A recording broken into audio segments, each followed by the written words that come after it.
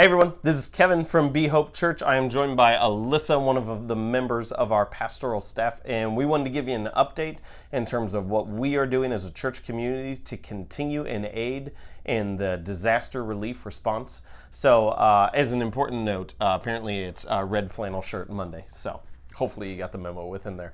But we are now, we're 2 weeks out from the initial tornado, and we've learned a lot of stuff. We've sent out an enormous amount of teams.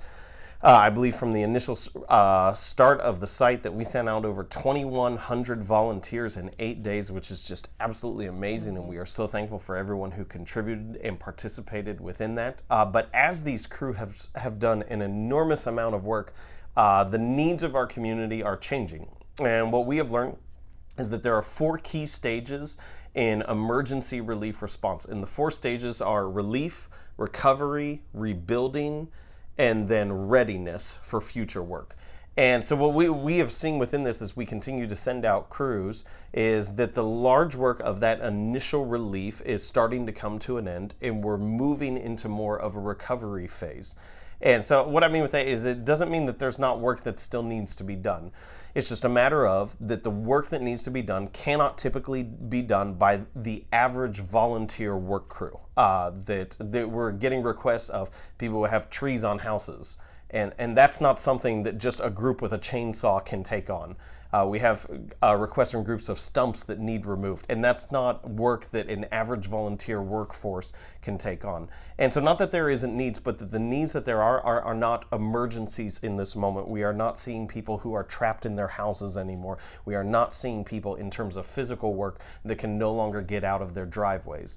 And so as a result of that, what we are doing is we have partnered with some organizations that can do that work in the skilled labor, and we are shifting our work as a church to do what we feel like we can do that will meet the community's most pressing needs. So the 2 things that we are focusing as we are moving from relief into more of a recovery phase is to focus on financial assistance and emotional support. And so Alyssa's going to talk briefly about what we're doing in terms of financial assistance. Yeah, so as far as financial assistance, when you move into that recovery stage, it's really important that you have systems that are in place that can handle just the volume of need and that know how to distribute those funds in a really ethical way.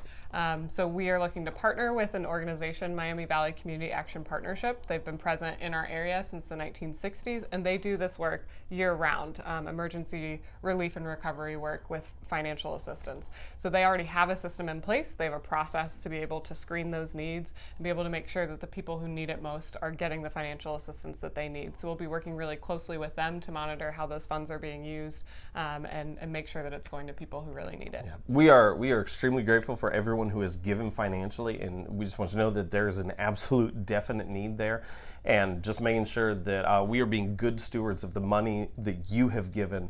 And so that's why we're partnering with these organizations to make sure that they're distributed in the best way possible. And so we're focusing on financial assistance, but also emotional support that we have heard through postings and stories and conversations of people who have experienced some real sense of trauma from what has happened, of nightmares, feelings of guilt, and other stuff. And so we want you to know that we are making our pastoral staff available to the community. Our pastoral staff is always available to the community, but through a specific way, and our staff receiving additional training on specific emotional trauma from an event like this. And so what you'll see on our site, behope.church/relief, is that there are 3 key buttons there.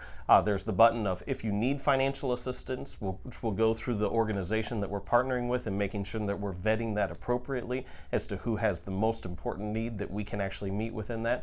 There's a button there for emotional support, that if you would like to make contact, one of our staff will get in contact with you and have conversations and see how we can best help you work through this process. And then also if you'd like to donate, that we encourage you, if you have the means to continue to donate, and we will make sure that money is getting to those who have help and need most. And then there will also be a list of all the organizations that are continuing to do work in this community, and who you can get in contact with to get you the help that you need the most. So do you have anything else? Hey, we just want to say thank you again so much. If you volunteered on a crew, if you donated items, if you've given financially, ran gift cards to people, thank you, because none of this would have been possible without your help and support. And if you are, in a situation still needing help, we're here for you, we're with you, and we're going to continue to be with you. Absolutely. And we acknowledge that we know that this process of rebuilding is not a 1-week thing. We know that this is a month and can be a year-long process in the work that we're doing. So we will continue to update you as to how our strategy is changing and who we will continue to become as a church to get you the help that you need the most and what we can provide within this. So thank you to all the members of our community and our entire city who have helped out and who have given and who have donated of their finances and donated of their time and donated of their resources. It has been amazing what our community has done, and we're just grateful for the part that we have gotten to play within this process to help people find help and hope when they need it most. So thank you.